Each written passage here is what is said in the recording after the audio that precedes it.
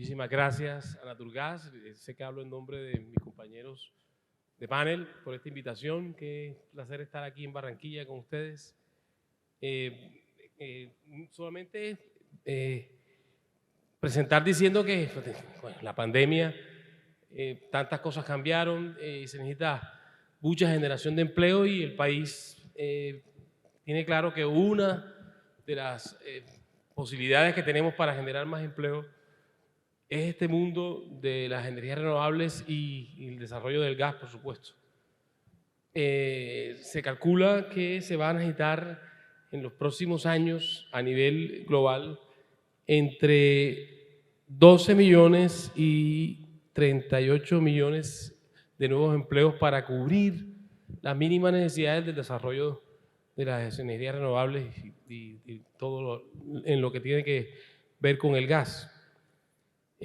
Por lo tanto, es indispensable pensar en serio en cómo nos preparamos y cómo trabajamos ya desde distintos sectores para que en nuestro talento humano, sobre todo los jóvenes, se preparen para llenar esos puestos de trabajo que vamos a necesitar para este desarrollo si no tiene más trabas.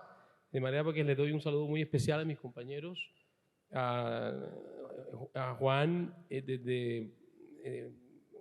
virtualmente, y quiero comenzar con Juan precisamente por eso, se está desde lejos preguntándole, salirme un poquitico, me van a excusar que me saque un poco de del tema, que es más que todo relacionado como cómo nos preparamos para el mundo de la educación y la preparación del talento humano para estos desarrollos y ante la contingencia que está presentando a nivel nacional, que incluye mínimo 4 departamentos que hoy no tienen gas, me gustaría aprovechar que está él aquí para preguntarle que nos hable de eso, qué está pasando y el impacto que esto puede tener y cómo lo vamos a enfrentar.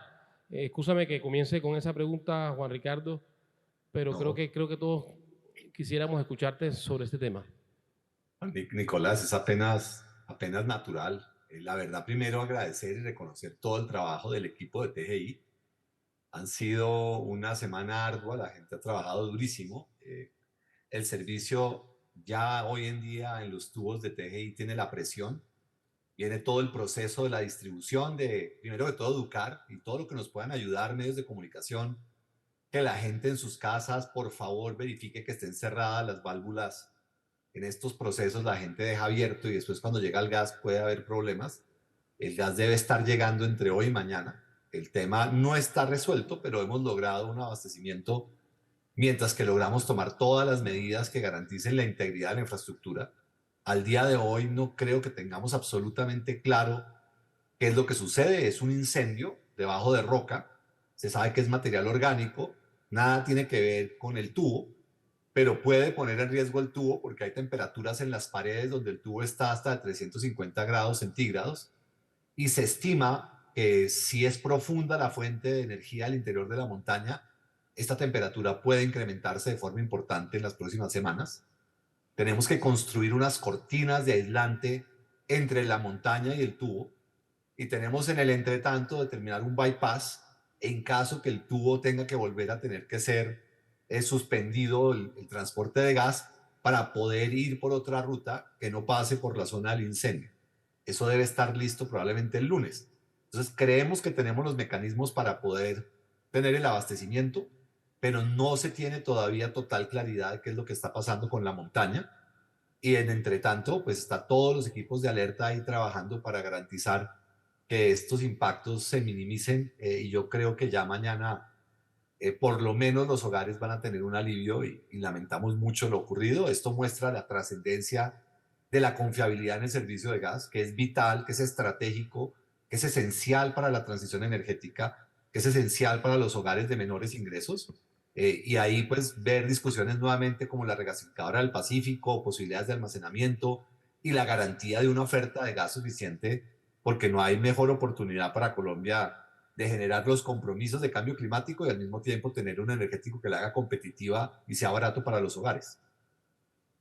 Gracias, Juan Ricardo. Muchas gracias. Voy a formular ahora dos preguntas para todos, de manera que si tú quieres intervenir también en estas preguntas, lo puedes hacer. Desde la perspectiva que tenemos, pues de lo difícil que va a estar preparar a la gente que necesitamos para los nuevos retos, y a cada uno desde su área específica, me gustaría preguntarle qué apuestas se deberían plantear en torno al desarrollo de habilidades a nivel técnico, profesional y científico para afrontar la transición energética. María Fernanda, me gustaría comenzar contigo. Bueno, pues primero a Naturgas, a Luz Estela y a todos, muchas gracias por la invitación. Yo creo que lo primero, digamos, desde Colombia es ver la gran oportunidad que trae la transición energética, ver el panel anterior, que son los jóvenes de Colombia, que son para los que tenemos que pensar cómo debe ser ese futuro del trabajo.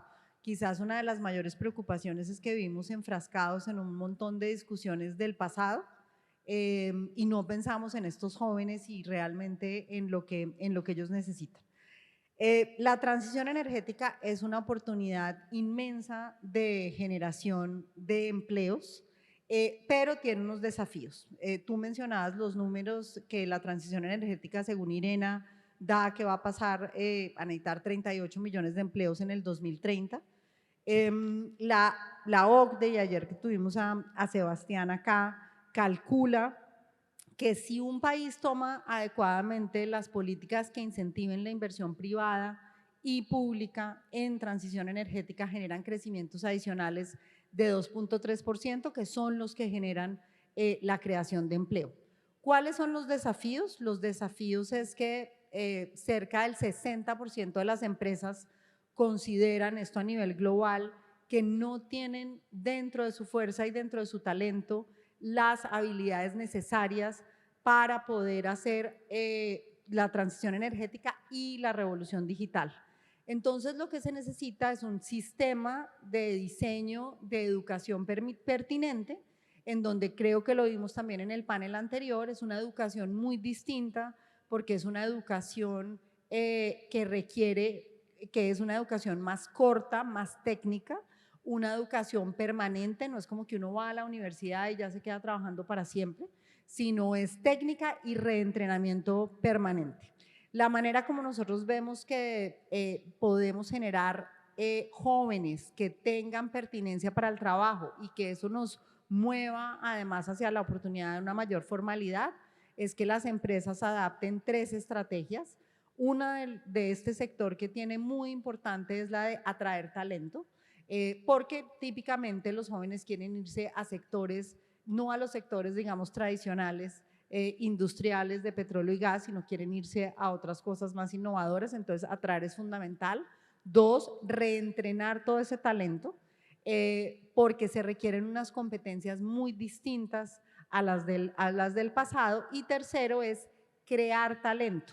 Y yo creo que esta industria del gas tiene especialmente ese desafío, porque necesita habilidades y necesita personas en esa creación de talento que son personas que no existen en el mercado. Si las empresas de este sector no generan ese nuevo talento que se necesita para las tecnologías de frontera, pues no van a estar, digamos, a la vanguardia de todos los cambios que vienen. Muchas gracias, María. Ramón, Moncho, para tus amigos, ¿qué piensan ustedes desde Gases del Caribe? Sí, yo realmente pienso que en el tema de la transición energética, el primer paso sería educación. Realmente todo el mundo habla de transición energética, pero lo que hemos formado y educado a nuestros profesionales ha sido muy poco hasta el momento. Transición energética, hay que hablar de energía solar, energía eólica, energía geotérmica, hidrógeno, etcétera. Y yo creo que es muy poco lo que se ha hecho en ese frente. Para esto, el gobierno nacional debería, digamos, dentro de sus planes de educación y CETES con el futuro, fomentar becas, fomentar capacitación en el exterior para que nuestros jóvenes vayan a estudiar estas diferentes especialidades. Creo que si no hacemos eso, digamos, vamos a tener dificultades porque vamos a seguir hablando del tema y vendrán muchos técnicos internacionales que son los países desarrollados, que son los que están de pronto más avanzados y más capacitados en el tema. Creo que las universidades tienen un reto muy grande en abrir facultades y en abrir especializaciones en este tema. Pero el gobierno nacional debe abrir especializaciones para que nuestra gente se prepare en el exterior. Yo recuerdo hace muchos años en Gas Natural, cuando recién comenzábamos en Barranquilla, los primeros técnicos que llegaron aquí eran mexicanos, porque nadie sabía de gas natural. Pero hoy capacitamos a nuestra gente y hoy en día Colombia en materia de gas natural es el 7º país del mundo, el primero en Latinoamérica en todo tipo de actividades de gas natural vehicular, en domiciliario e industrial. Entonces yo creo que con la energía solar tenemos ese reto de capacitar y obviamente también tenemos que hacer tenemos los empresarios que estar en el tema de la remuneración.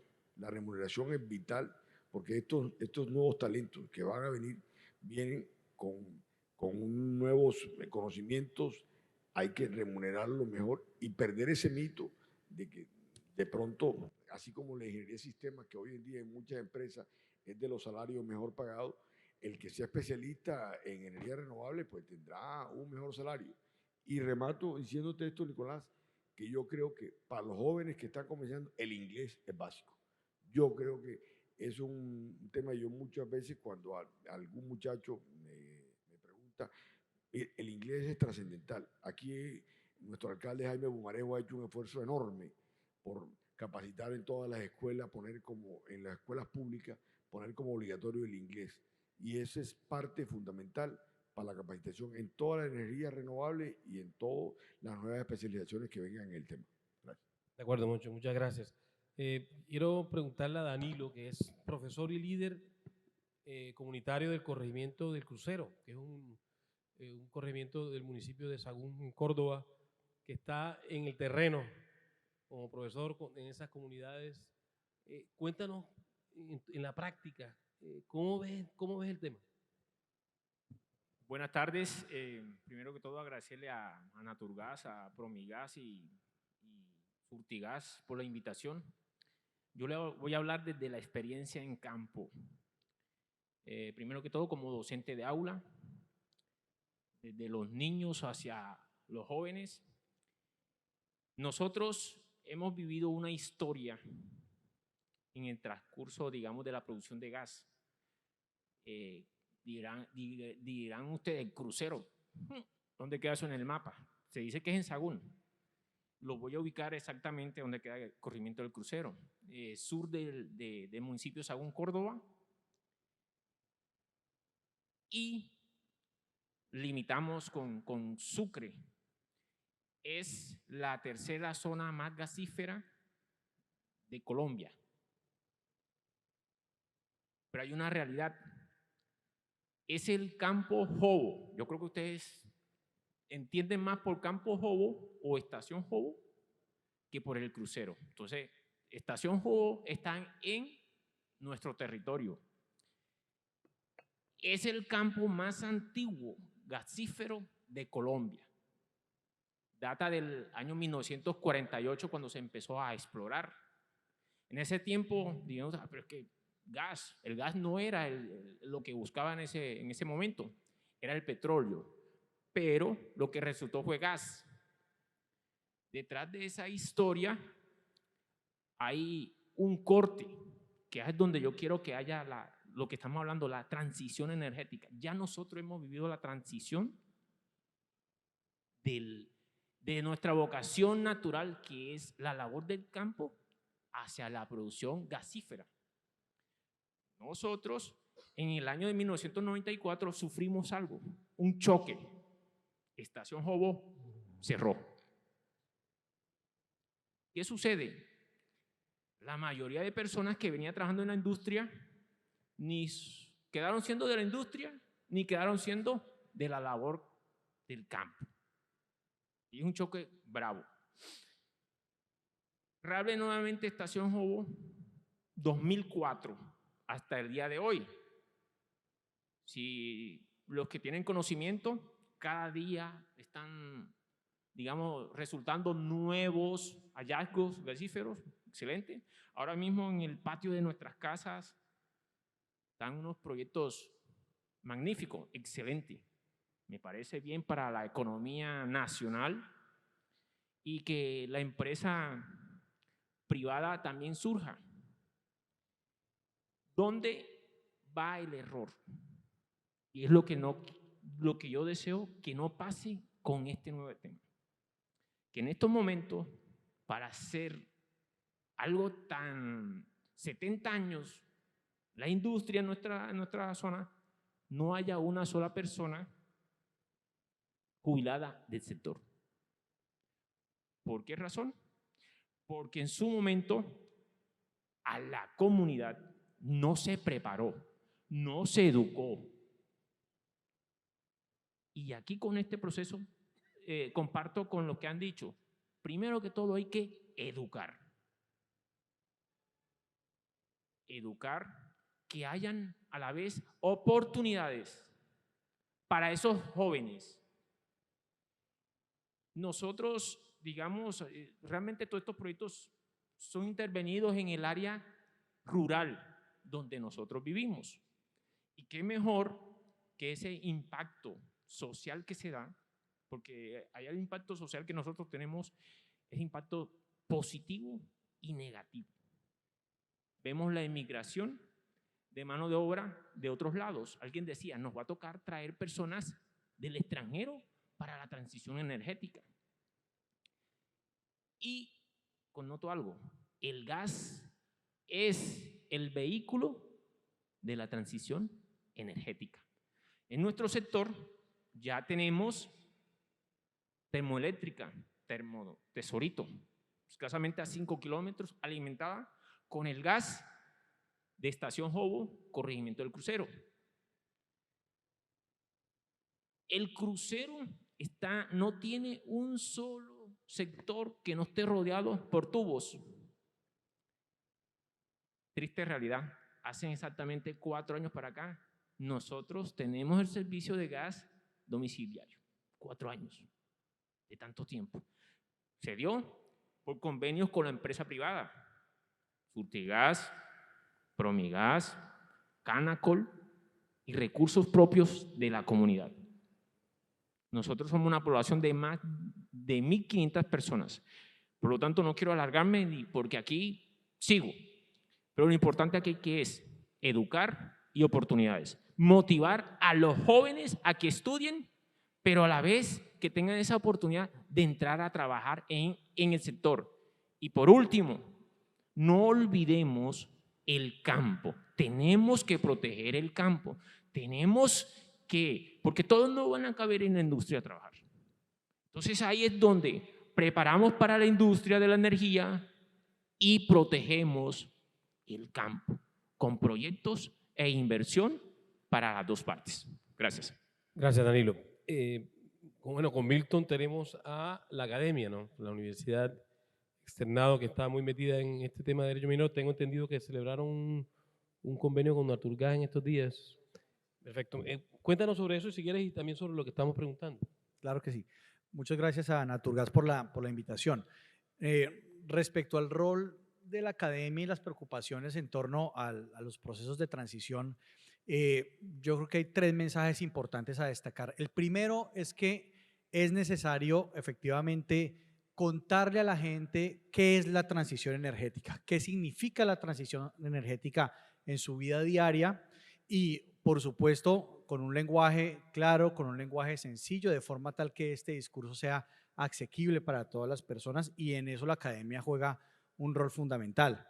Con sorpresa veíamos una noticia en Portafolio de hace 2 semanas en donde se hizo una encuesta a los colombianos respecto a si entendían el significado de la transición energética, y el resultado era preocupante. El 87% de las personas encuestadas manifestó no conocer muy bien qué significaba la transición energética, y el 95% tampoco entender qué significa la descarbonización.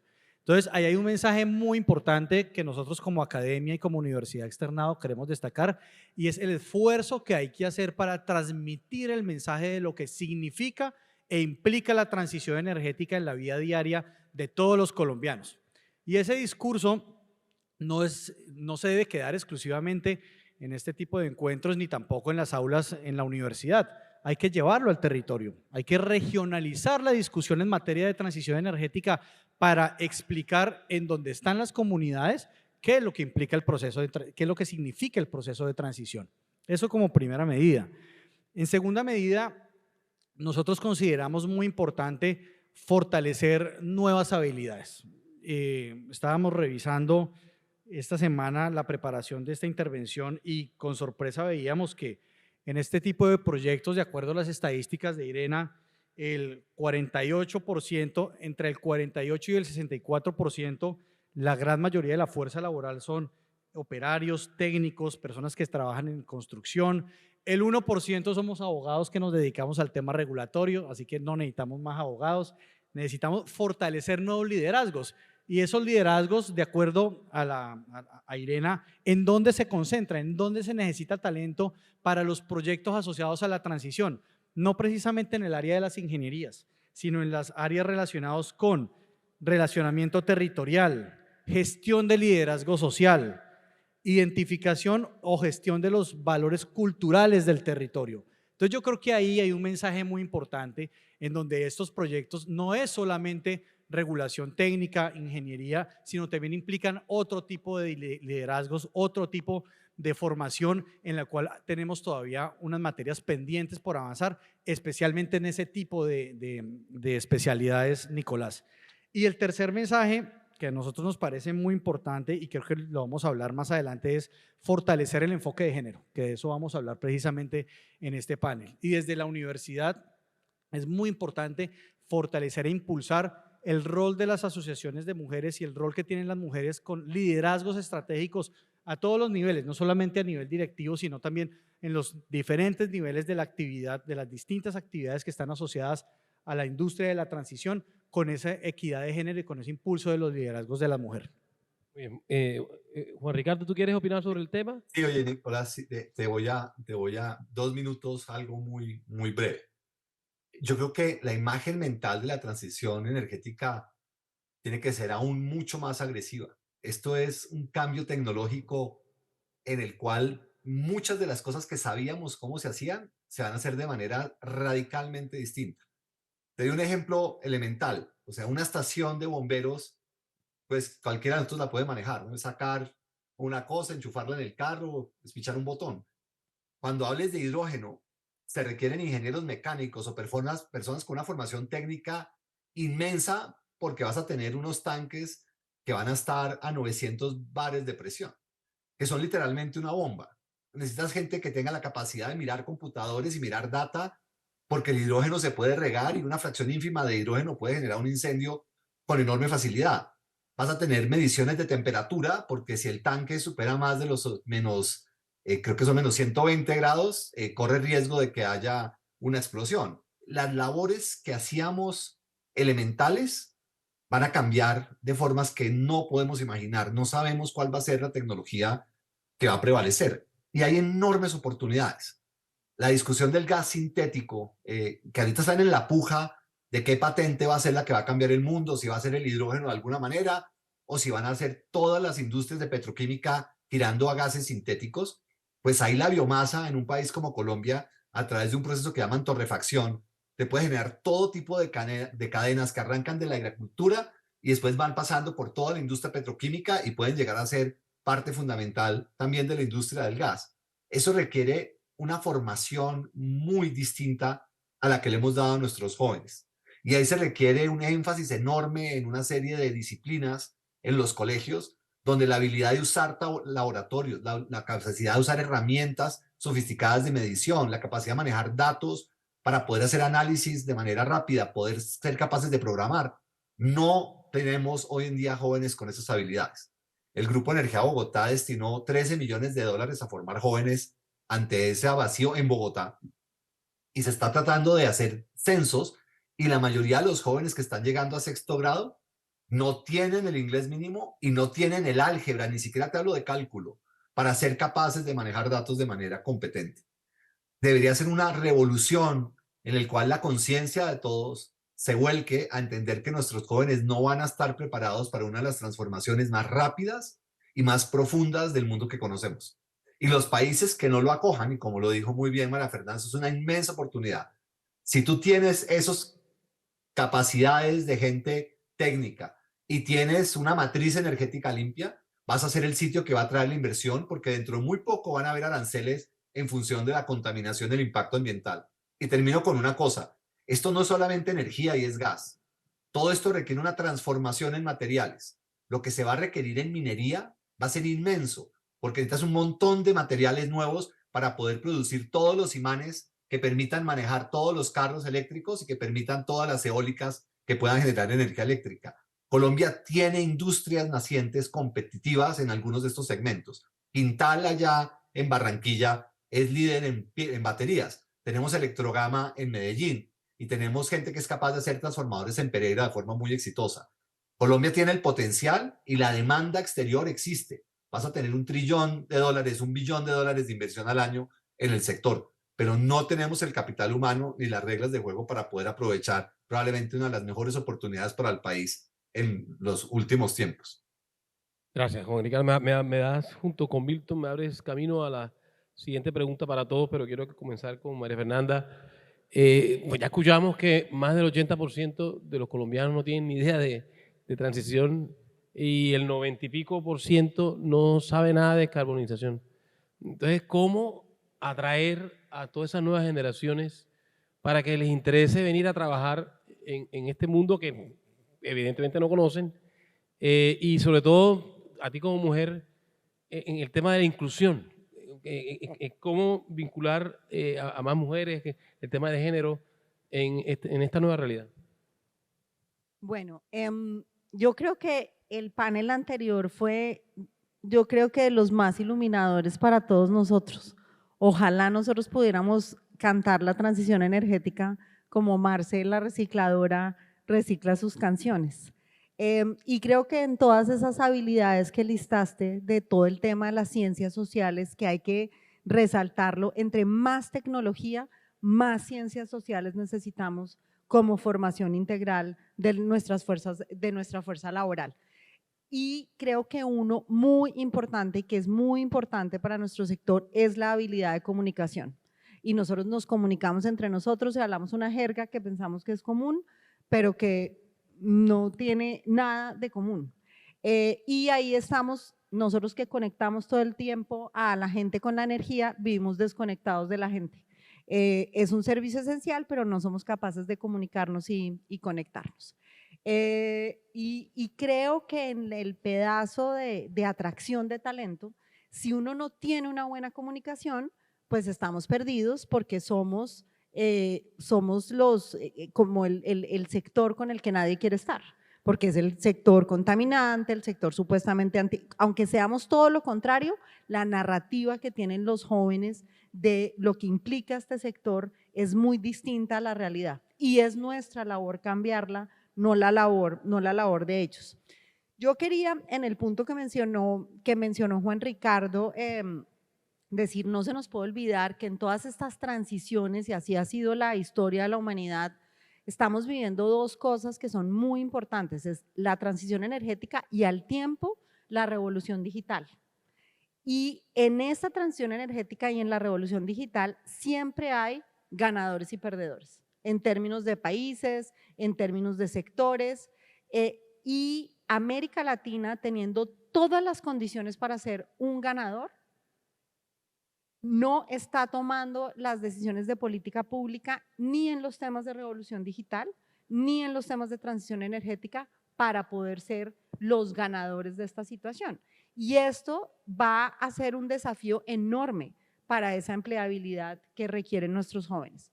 Especial atención, por ejemplo, requiere el tema de la reforma laboral, todos estos trabajos, una educación que tiene que ser una educación continua, o sea, que tú tienes ciclos cortos de educación, pero que tienes después la necesidad de volver a reentrenarte. unos jóvenes que no quieren trabajos, o sea, tú le dices a un joven que se va a ir a trabajar 30 años en una empresa y se quiere morir. Vieron a los jóvenes que estaban en el panel anterior, ninguno usa carro. Ellos les dicen un carro, luces, ¿de qué me estás hablando? Bueno, salvo el corredor de Fórmula 4. Entonces, y nosotros estamos discutiendo unas cosas que no tienen un compás con lo que estamos viendo en el mundo, y es la necesidad de esa flexibilidad laboral. Fíjense algunos datos. Cuando nosotros hacíamos la transición energética y vimos los, digamos, 2.500 megavatios que están aprobados hoy en día para poder entrar, generaban aproximadamente 120.000 empleos. Ayer conocimos que Enel canceló su proyecto de Wimpechi. Ese es un proyecto que generaba entre 300 y 500 empleos en La Guajira, un lugar que es uno de los lugares con mayor informalidad en Colombia y con menores condiciones. Entonces, si nosotros queremos hablar de que los jóvenes tengan empleo, que tengan empleo formal, que estén preparando sus habilidades para las habilidades del futuro, que estamos hablando de oportunidades y de empleabilidad, pero al tiempo no hacemos que esas cosas sean realidad, pues es supremamente complejo y vamos a terminar siendo los perdedores de las dos cosas.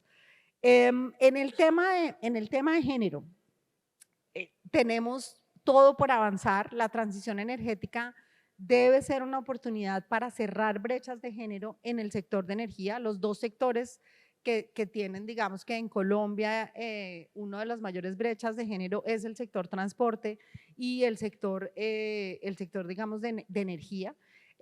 Hay toda una ruta trazada de cómo incluir, pero creo que es mucho rompiendo mitos, haciendo unos sectores mucho más inclusivos. Al menos ya tenemos mucha conciencia de la necesidad de que haya inclusión, de que este no es un sector que solamente es masculino y que las mujeres y los hombres tienen las mismas capacidades para poderlo hacer. Y creo que en eso lo único que se puede hacer es que tanto sector público como sector privado trabaje de una manera contundente y determinante en tener acciones afirmativas para aumentar la equidad de género y las oportunidades acá. Y siempre que haya preparación y sean mujeres competentes, que hay muchísimas, vamos a avanzar en ese cierre de equidad de género. Gracias, María. Ramón, ¿cómo lo ven ustedes allá en tema de atracción de jóvenes y el tema de género? Es de género también, de un género, o sea, las mujeres en la empresa. Sí, bueno, nosotros en Gases del Caribe, comenzando por lo último, en el tema de género, hemos avanzado muchísimo. Hoy el 51% de nuestra planta de personal son mujeres. Y no realmente porque haya una política escrita en eso, sino que realmente la mujer se ha preparado de igual manera que el hombre y se le ha abierto las oportunidades. Ya hoy, hace muchos años, cuando se buscaba un ingeniero de petróleo, ni se veía la posibilidad de que fuera una mujer que se fuera a meter en un campo de gas, un campo de petróleo, o en ingeniera civil de distribución de gas. Hoy en día, pues, la mayoría de nuestras ingenieras son mujeres, se ponen las botas, van al campo. O sea, realmente, con mucha satisfacción, el 51% ya de nuestra planta personal es del sector femenino. Y no está escrito ni es obligación. Es una cuestión de conciencia y que además se han ganado las oportunidades. Yo creo que eso es lo que tenemos que tener conciencia, que somos iguales y que tienen igual capacidad, que en todas las profesiones son capaces. Así que yo realmente en el tema de género veo que hay mucho adelanto en la comunidad colombiana, en el país, y que en eso, digamos, creo que se ha avanzado bastante. En el otro tema de la energía, de la transición energética, creo que voy a repetir el tema educación, concientización, desde pequeños, estar hablándole a nuestros hijos, nuestros nietos, todo lo que nos rodea, la gente que nos rodea, de la transición energética, del impacto climático que tienen no cambiar a estas nuevas energías y motivarlas. Yo creo que hay carreras que han sido exitosas. Cuando íbamos a nosotros a pensar que hace 30 años la carrera de chef, hoy Mucha gente estudia cocina y con un éxito arrollador, mujeres y hombres. Así que yo creo que el tema de transición energética es importante, pero la capacitación, como digo, de parte del gobierno, reitero eso, debería preparar en las universidades públicas, en las universidades privadas, becas y CETES con el futuro. Y no pensar en cosas utópicas. Todavía nosotros estamos pensando aquí que digamos, los carros eléctricos. Aquí en Barranquilla, en la costa atlántica, muchas veces una persona de salario mínimo no puede prender un abanico. ¿Qué va a ponerle energía a un carro? ¿Con qué? ¿Verdad? Entonces yo creo que esto es muy importante, aterrizar en el punto de la transición energética, ver las posibilidades. Pero no podemos estar hablando demagogia de decir en la costa atlántica vamos a convertir tantos carros en energía eléctrica cuando de cosa mucho de nuestra comunidad no puede prender muchas veces un abanico para dormir con placer. Gracias. Danilo, me gustaría que desde el territorio donde tú estás nos digas si entre los jóvenes hay el interés en esto, se conoce este mundo como una posibilidad laboral, si el sector está en capacidad de atraer a esos jóvenes para que piensen en que su futuro profesional, su futuro laboral está acá. Bueno, desde el territorio, ¿qué he observado?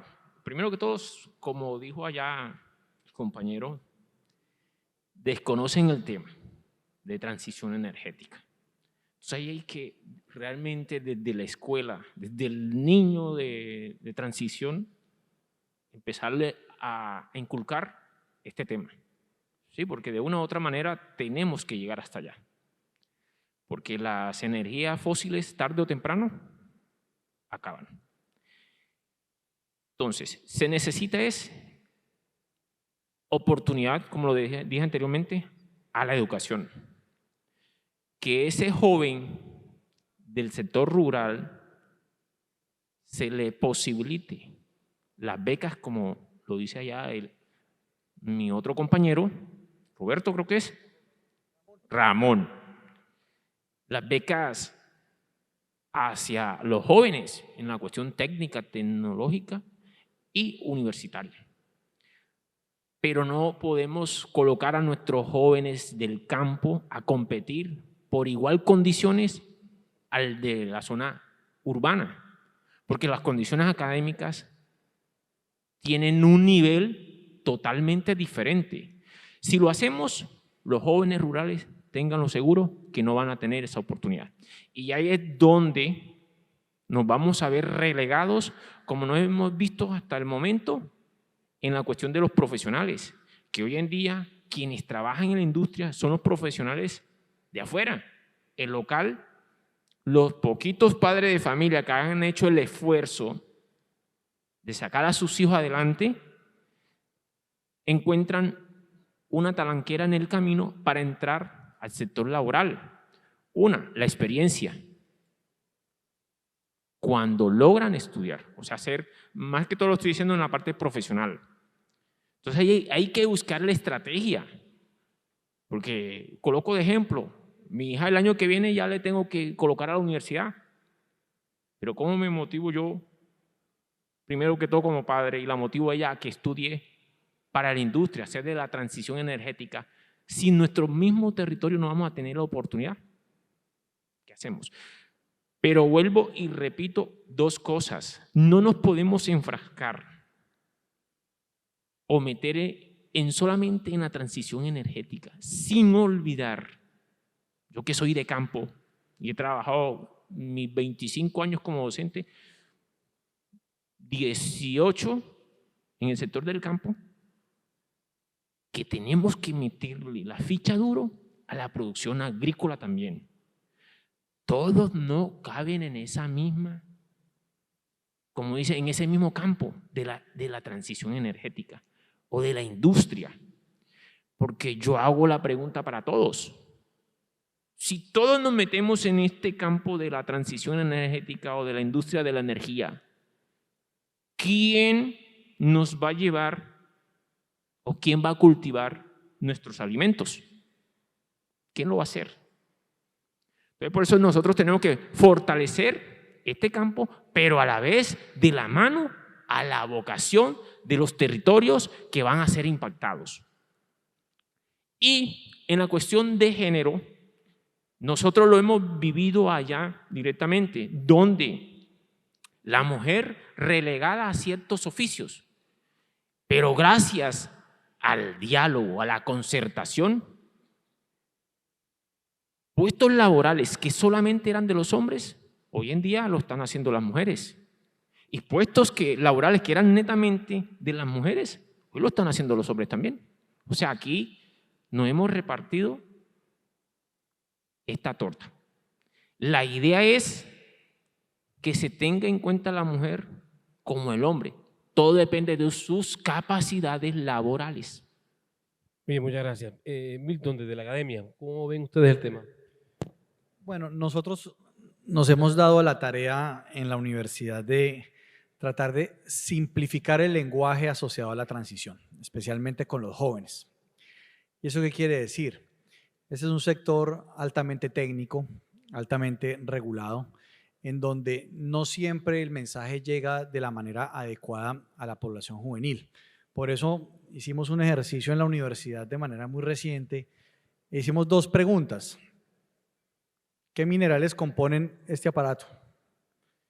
Y la segunda fue, ¿de dónde viene el gas natural que usted tiene en su casa? El 90% de los estudiantes de pregrado no sabían. Entonces, lo que hemos tratado de hacer en atención a esa realidad es que debemos desde la academia, pero no solamente desde la academia, sino también desde las empresas y los gremios, llegar a ser capaces de simplificar el lenguaje asociado a la transición de forma tal que se entienda el verdadero significado de la transición en nuestra vida diaria y en las cosas más sencillas. Una vez logras transmitir ese mensaje y captas la atención de nuestros jóvenes, podemos ya tener una discusión y un lenguaje tal vez de un carácter más técnico e invitarlos, y así nos ha sucedido, a la formación más especializada en este tipo de industrias. Lo segundo es tratar de llegar a otros espacios o tratar de llegar a los jóvenes a través de otro tipo de espacios y canales. El uso de redes sociales, los espacios de video, YouTube, con videos muy cortos, yo diría de alguna manera una pedagogía distinta, de forma tal que aprovechemos al máximo esos minutos de atención que ellos van a prestar al mensaje que les estás dando. Entonces, ahí es muy importante también tratar de innovar en la forma como transmites el discurso. Y en tercer lugar, y no solamente a la población juvenil, sino en general desde la academia también lo que hemos buscado es tratar de llegar a actores claves en el escenario de la transición energética. Y menciono solamente 2. Por ejemplo, la capacitación a periodistas que cubren normalmente los medios de comunicación que cubren estos temas para que se haga una difusión, digamos, ajustada a la realidad técnica de los mensajes asociados a la transición. Ojalá, digamos, y con la idea siempre de tratar de mantener un lenguaje ajustado a la realidad técnica de estos sectores, y en eso el periodismo, digamos, tiene un rol muy importante desde el punto de vista de su responsabilidad de la difusión de la información, y también capacitaciones a nivel de las personas que integran las UTLs en el Congreso de la República, y que es donde se están tomando decisiones claves en esta materia a efectos de que cuenten con la mayor posibilidad de información técnica asociada a la realidad de cómo funcionan estas industrias. Entonces, esa es la labor que hemos venido haciendo, y creemos pero no es una labor y una tarea solamente de la academia, sino también el mensaje es que esa tarea de universalizar y facilitar el lenguaje de la transición energética también le corresponde a las empresas, a los gremios, y también que este discurso no se quede solamente en las ciudades capitales, sino que llegue también a territorio. Muchas gracias, Milton. Juan Ricardo, sin perjuicio de que me contestes algo sobre la pregunta, quiero hacerte una pregunta específica a ti desde la perspectiva del sector privado. ¿Qué rol debería jugar el sector privado en el desarrollo de la fuerza laboral requerida para la transición energética? Muy buena pregunta, Nicolás, mira, nosotros necesitamos educar a la gente de manera distinta. Tenemos que bajar a los colegios. La educación verbal, de memoria, del niño disciplinado, sentado en un mismo sitio, donde lo que se buscaba en los colegios es que los niños tuvieran orden y obedecieran, no es viable para lo que se viene. Y como lo dijo muy bien María Fernanda, tampoco las normas. Estamos legislando para los resentimientos del pasado y no estamos construyendo nada acorde a la realidad del futuro. Tú vas a necesitar gente con mucha autonomía y vas a necesitar gente que sepa hacer un montón de cosas manuales. Estábamos reunidos con el gerente de Fortress, que es una de las grandes empresas hoy en día en todo este proceso de transición energética y quien está transformando la matriz energética del Caribe. Y le preguntábamos por qué no invertir en un país como Colombia. Y decía, ustedes no tienen soldadores, ustedes no tienen torneros. Se necesita una mano de obra con una enorme habilidad para hacer una cantidad de labores y tienen que ser muy bien remuneradas. Un soldador no trabaja todos los días y no tiene un puesto fijo, va de proyecto en proyecto, es un trabajo supremamente flexible. Pero la sociedad tiene que reconocer que es un trabajo de una enorme competencia. De hecho, una de las mejores soldadoras del mundo es una mujer. Y es un trabajo de una enorme preparación y que requiere entrenamientos y que requiere entender materiales y que requiere manejar equipos costosísimos. Pero en Colombia, en parte por nuestra estructura social, esas labores se creen que son como de segunda. Se paga más la capacidad de hablar carreta que de hacer cosas. Y así es muy difícil que se desarrollen esas cadenas y en los colegios no hay nada que permita que la gente empiece a tener actividades de esa naturaleza y desarrolle las habilidades y vea que hay un futuro que puede ser increíblemente bien remunerado. Esas personas tienen demanda laboral en muchas partes. Los linieros colombianos son apetecidos en todo el continente, inclusive en el mundo árabe y en Europa. Es ahí donde nosotros podemos, pero eso implica transformar el sistema educativo con una enorme inversión en laboratorios, en equipos, en dotaciones para que la gente pueda hacer cosas, en materiales. La idea de que un colegio son profesores es totalmente obsoleta. Un colegio es una cantidad de equipos y facilidades y materiales y los niños consumen un volumen enorme de materiales para poder adquirir las nuevas competencias que requieren. Y en eso se va a requerir una gran inversión. Yo creo que a las empresas nos va a tocar hacer esfuerzos en apadrinar algunos de esos procesos, pero se requiere una visión distinta a nivel del Estado como un todo y una voluntad de invertir un monto importante de recursos en la transformación del sistema educativo. Si no lo hacemos, nos vamos a volver a perder la oportunidad. Gracias, Juan Ricardo. Voy a aprovechar lo que tú dijiste sobre el ambiente laboral. Sé que, María Fernanda, en el caso de Accenture, sé que ustedes están trabajando mucho en el tema de la digitalización y de ayudar a los jóvenes a que se incorporen en este mundo laboral, incluido el tema específico de las energías renovables. ¿Qué tipo de ambiente recomendarías tú a los empresarios que pueda ser interesante para que los jóvenes entren en este campo? Bueno, buenísima pregunta porque pues yo trabajé en Ecopetrol y ahora trabajo en Accenture y es como vivir en dos mundos totalmente diferentes.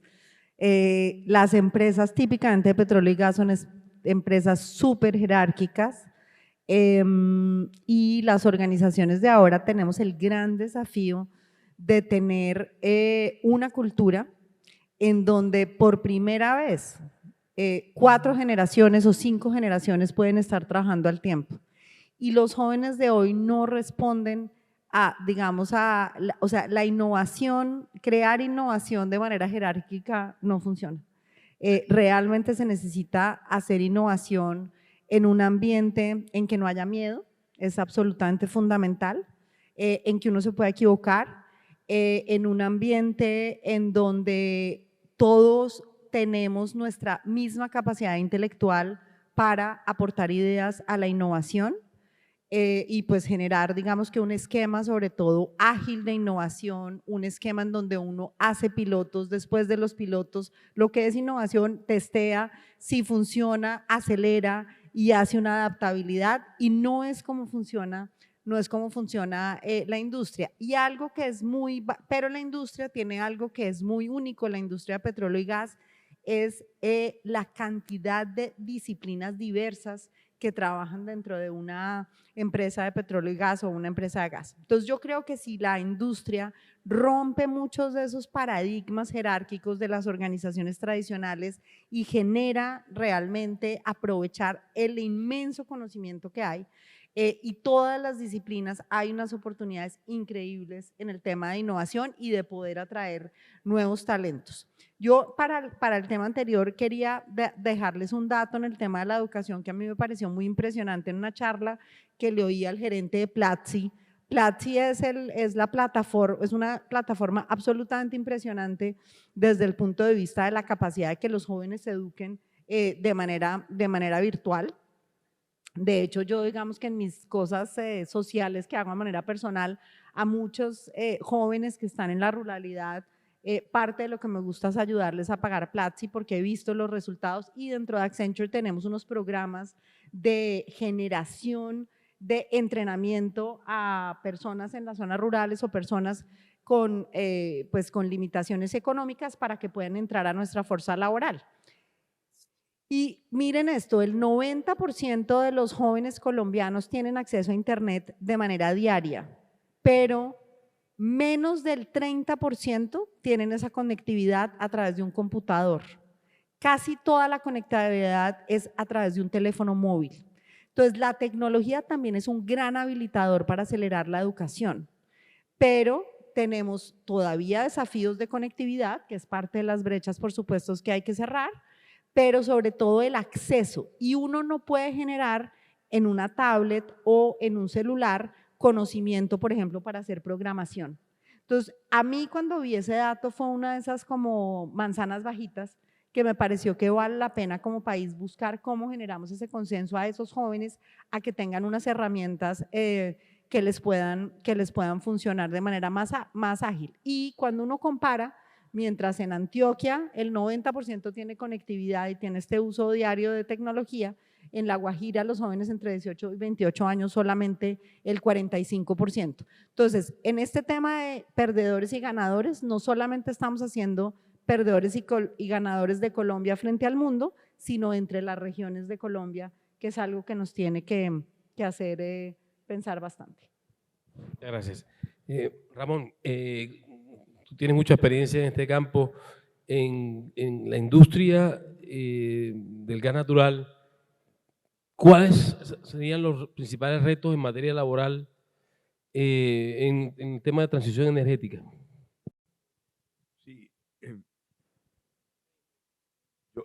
Yo realmente insisto mucho en la capacitación a todo nivel y en eso, pues, digamos, estamos nosotros, todo el grupo nuestro, en la parte de energía solar.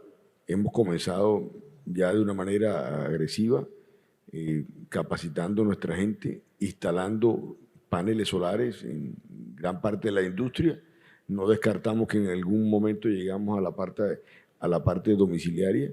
Sí, yo creo realmente que de parte de nosotros hay el interés y el deseo.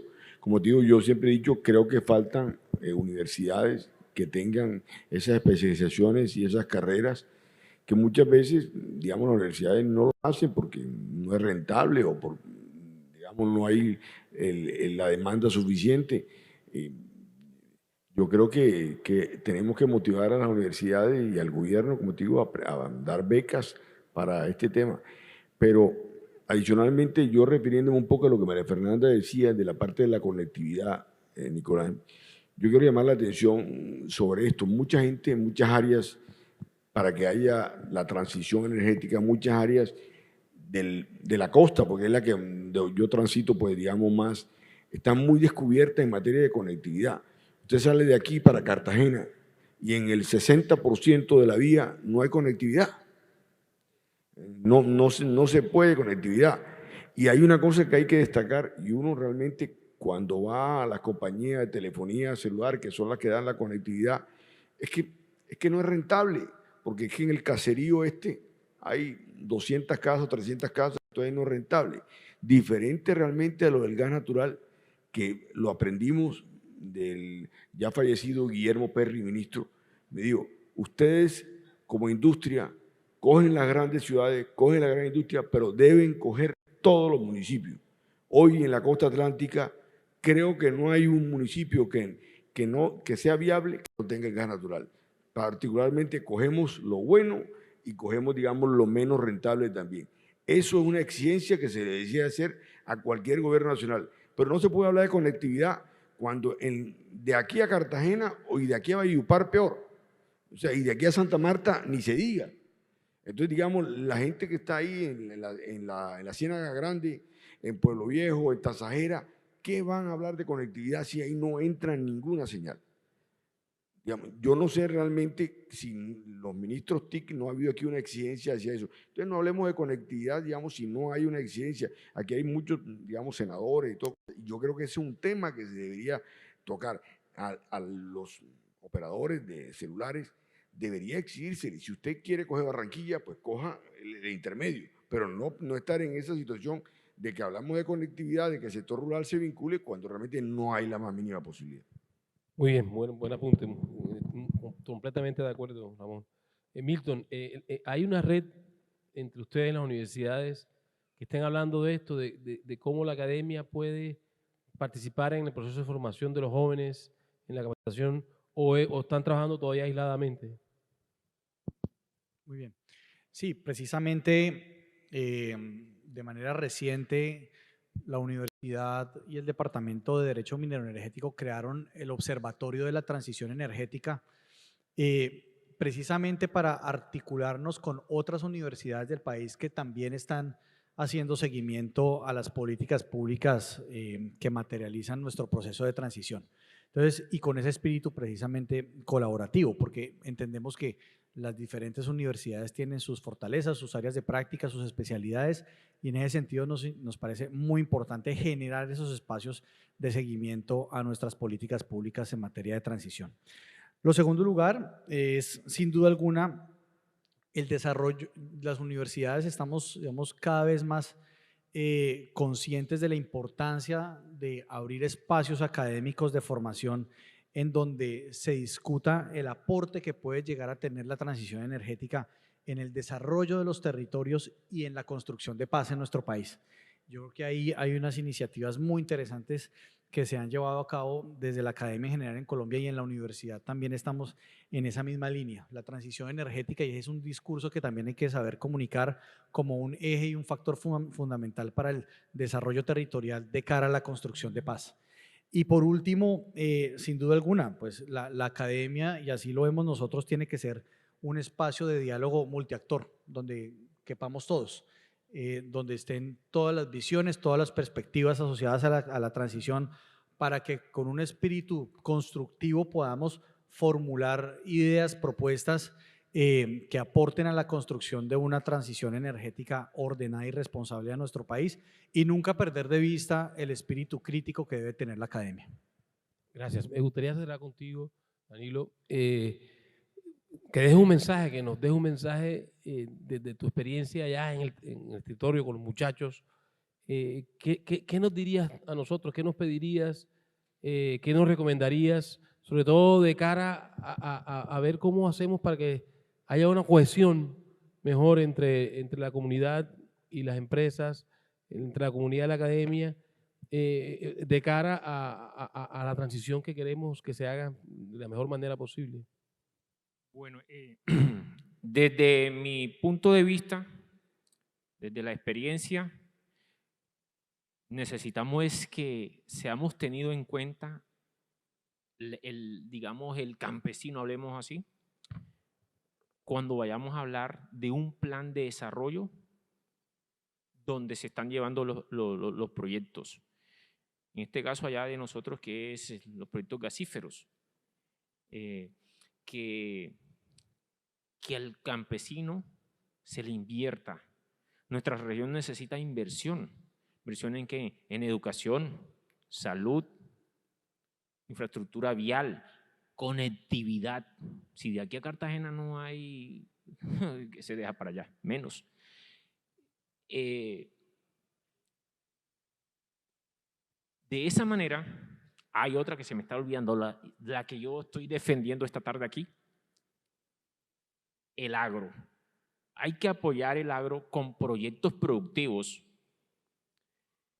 Y nosotros somos una región que produce mucha riqueza. Las empresas aportan sus impuestos, sus regalías, pero eso dentro del territorio es triste, pero no se ve reflejado. Cuento una anécdota esta mañana que me fueron a buscar el conductor, y eso que estaba todavía oscuro. Me dice el conductor, oiga, profe, pero para hacer una comunidad con tanta riqueza de gas, usted no tiene nada. Yo dije, es no es cierto.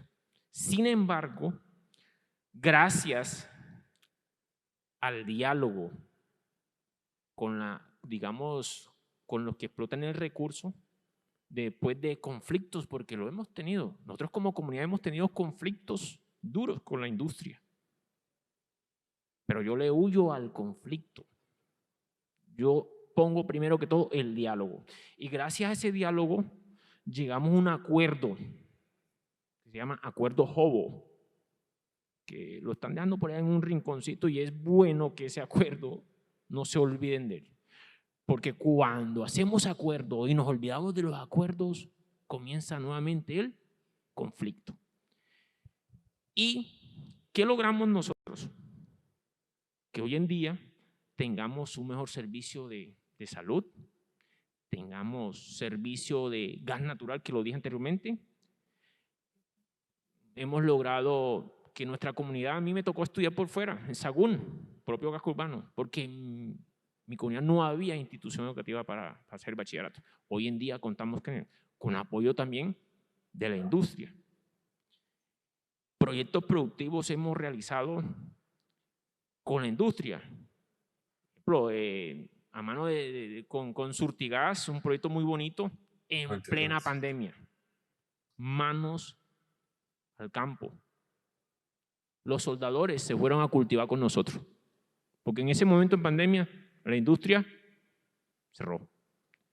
Los jóvenes también llegaron a sembrar con nosotros.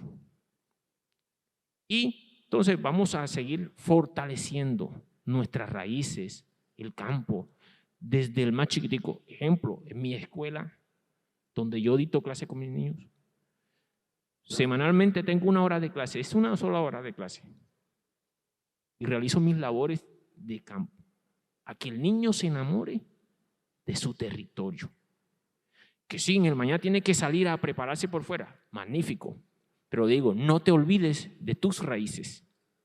Entonces, queremos oportunidades de crecer como crece también la industria. Muchísimas gracias. En nombre de Naturgas, un agradecimiento a todos nuestros panelistas por el tiempo que nos dedicaron y a ustedes por su atención. Muchísimas gracias.